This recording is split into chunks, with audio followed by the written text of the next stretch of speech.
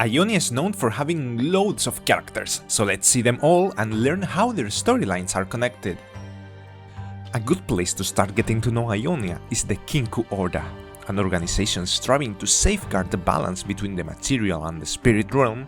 The Kinkou is ruled by three figures: the Eye of Twilight, who used to be Kusha, the Heart of the Tempest, who has been Kennen for millennia, and the Fist of Shadows, represented by Mime, Jom and Teddy. Out of all the disciples, Master Kusha's own children were the most promising, Shen and Zed.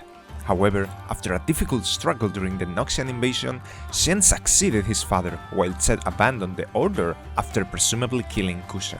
Not much later, Akali also succeeded her mother as the Fist of Shadows after being mentored by the other masters, but her restless heart made her question the teachings of the order and quitted it. On the other side of the brothers' quarrel, Zed founded the Yanlei Order and became its leader, a rival organization who doesn't spend too much time thinking about balance and are not scared of using forbidden techniques to defend their nation from invaders, even if it requires brutal violence. Its most valuable follower, Kain, was just a Noxian soldier until Zed found and mentored him. Now he has been proclaimed successor of the Order.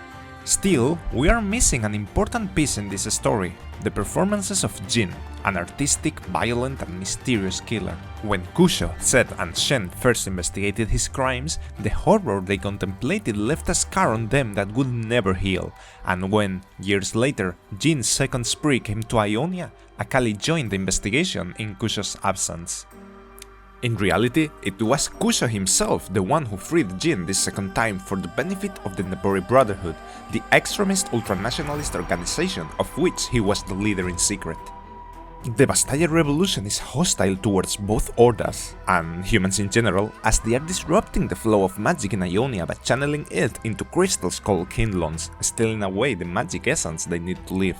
Although the Kinkou are more diplomatic than the Yanlei and could be open for negotiations, Tsaya distrusts both of them, and having already attacked the Yanlei, the Kinkou might be next. She's always accompanied by her boyfriend Rakan, supporting her both politically and in battle. Another important group is the Wuju Orda, a school of the blade which mixes showmanship and poetry by drawing power from the spirit realm. The legendary craftsman Doran had close ties to them, and Master Yi learned plenty from him. However, when the whole Orda was annihilated by Naxos, Yi was the only one left and became its leader. He once thought the Wuju teachings would die with him, but he met Kong, who would become such a great student to be renamed as Wukong, and even more students with time, of which Jun especially stands out, a young woman of great potential who could even succeed Yi.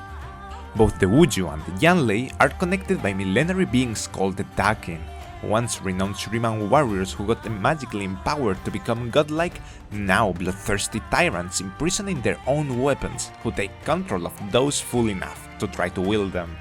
In an expedition to Naxos, Kain obtained the Dark Inside, in which Rast is imprisoned, and now both are in a permanent struggle trying to take control of the other with no clear winner. Due to the nature of what-if scenarios, this is not fully canon set in stone, but it has been explored a storyline in which they would raid the Wuju to retrieve the Darkin blood letters. In a desperate attempt to protect her home, June would wield them, instantly being possessed by Solani, a Darkin despised by her peers as she forcefully controlled the bodies of everyone around her. Yet a third Darkin now resides in Ionia. Actually there's even fourth, but not that relevant to the story, and it is Varus. After Kai got fatally wounded fighting the invaders, his lover Balmar brought him to the Darkin Vow in a desperate attempt to save his life, effectively fusing both with the Darkin into a single identity in constant battle for control of the body. However, it seems the bloodthirsty and vengeful Varus is starting to listen to Kai and Balmar and now wants to fight against the tyranny of the Darkin and embrace life. This might also be classified as a what-if situation, but everything points towards this being the natural development of the character. To the north of Ionia, the Hirana Monastery is one of the most revered places of Ionia, where wanderers from faraway places come to learn and train, both in body and mind. It's here where Lee Sin, a monk from the Shojin, came after his expedition to Freljord, where he met his friend, and probably something more than that, Udyr, a powerful feral spirit walker. They defended the monastery from the Noxian invasion, and after repelling it, they spent several years as Hirana disciples learning how to bring harmony into their souls. Since then, both have left Hirana and returned to their places of origin, Utyr to the Freljord and Lysain to the Shojin monastery, an order focused on understanding the power of the dragon, where he is now a respected master. We have now talked plenty about the Naxian invasion, so it's time to properly get a look at it.